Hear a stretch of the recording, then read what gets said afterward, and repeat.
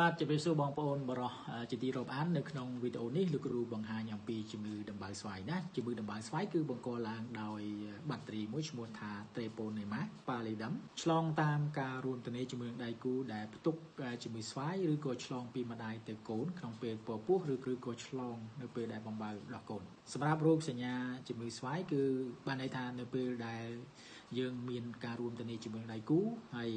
3 អាទិត្យក្រោយមកមានដំបៅទូចមួយកើតនៅលើអូនតូចរបស់យើងប៉ុន្តែมันមានការឈឺចាំទេអ្នកខ្លះអត់កើតដំបៅអញ្ចឹងទេក៏អត់ជារឹងដូចមុនអញ្ចឹងហើយក៏អត់មានការឈឺចាំតែអ្នកខ្លះគឺរលាកពេញទាំងអស់តែម្ដងប៉ុន្តែมันមានការឈឺចាំទេអញ្ចឹងដំបៅប្រភេទនេះគឺកើតនៅលើអូនតូចយើងនឹងប្រហែលជា3 ទៅ 4 សប្តាហ៍ក៏បាត់ទៅវិញទៅហើយក្នុងចន្លោះពីសប្តាហ៍ទី6ទៅសប្តាហ៍ទី12អាចចេញជាកន្ទួល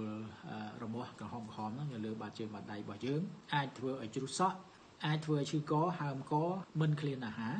ហើមឃ្លាកណាអាចហើមកលៀនអាចធ្វើឲ្យមានបញ្ហាអស់កម្លាំងឈឺក្បាលណាឈឺតាមសន្លាក់សាច់ដុំ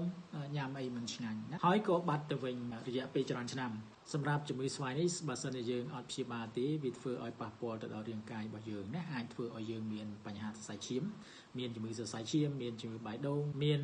ជំងឺខួរក្បាលអាចធ្វើឲ្យយើងស្ពឹកក្បាលធ្វើឲ្យយើងភ្លេចភ្លាំងឬក៏អាចចេញដំបៅនៅលើរាងកាយចេញកន្លែងណាអាចខូចរាងកាយកន្លែងនោះឬក៏អាចចេញដំបៅនៅក្នុងខ្លួនហើយដោយសារជាដំបៅប្រភេទអត់ឈឺចាប់ចឹងធ្វើឲ្យយើងអត់មានការចាប់អារម្មណ៍ព្យាបាលមិនទាន់ពេលអាចមានបញ្ហាគ្រោះថ្នាក់មិនអាចព្យាបាលបានចឹងបើសិនជាបងប្អូនបរិសុទ្ធណាមានបញ្ហាកើតជំងឺដំបៅស្វាយសូមអញ្ជើញទៅមន្ទីរពេទ្យឬក៏ clinic ជំនាញឲ្យបានឆាប់ណាឬក៏ប្រើចំប៉ី2ដើម្បីព្យាបាលជំងឺផ្សាយយើងអាចប្រើចំប៉ី2ថ្នាំផឹកព្យាបាលពីក្នុងយើងប្រើថ្នាំលាបសម្រាប់លាបដំបៅយើងប្រើទឹកអនាម័យនេះដើម្បីលាងសម្អាតដំបៅឲ្យឆាប់ជា